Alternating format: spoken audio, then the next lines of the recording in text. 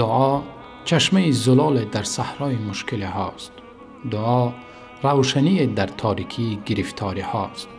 دعا مغز عبادت و رمز انابت است. دعا یعنی نامه عاجزانه بنده به سوی پروردگار است.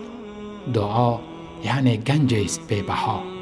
برای شخص تنها چون مونس، برای بیمار شفاست و برای محزون شادی و فرح است.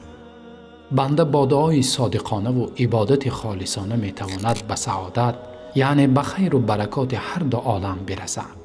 دعا این روی آوردن و کمک خواستن از قادر توانا و عرض نیاز نمودن پیش کریم منان است که خزینه های آسمان و زمین در اختیارش است. آدمی را اگر حاجت بپرسند در اکثر حالتها ناراحت می شود، ولی خداوند از پرسیدن بنده اش شاد می شود. او را دوست می دارد. پس باید بپرسی تا محبوب گرده. از پیشینیان بزرگ اسلام نقل می کنند که اندکترین نیازشان را از خداوند می پرسیدند. آمده است که حتی نمک طعام و ریسمان کفششان را دعا کرده از خداوند طلب می نمودند. باید چنین بود. دعا روح و روان ما را بالیده می سازد. هر کسی از ما اگر روز در خلوت با صدق پیش خداوند دست دعا برداشته با تضرع خدا را دعا کرده باشد، یاد دارد که چقدر قلب و روحش سبک شده بود و خاطرش چه اندازه بالیده گشته بود. دعا شخص قوی را قوی‌تر، شخص موفق را بانشادتر و نعمت بوده را بیشتر و بردوام می سازد.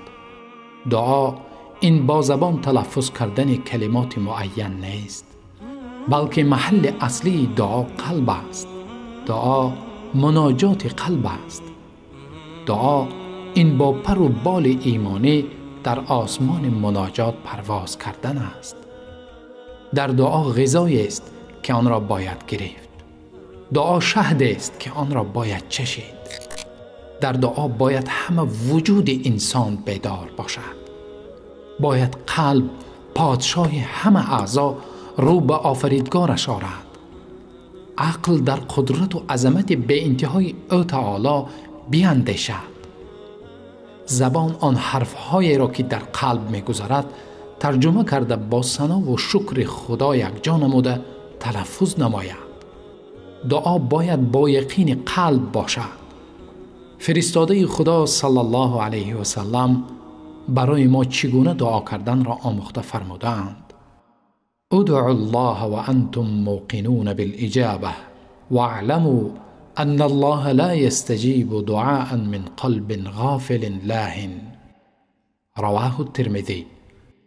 خداوند را چنان دعا کنید که به قبول شدن دعایتان یقین داشته باشید و دانید که او تعالی دعا را از قلب غافل و پریشان نمیپذیرد.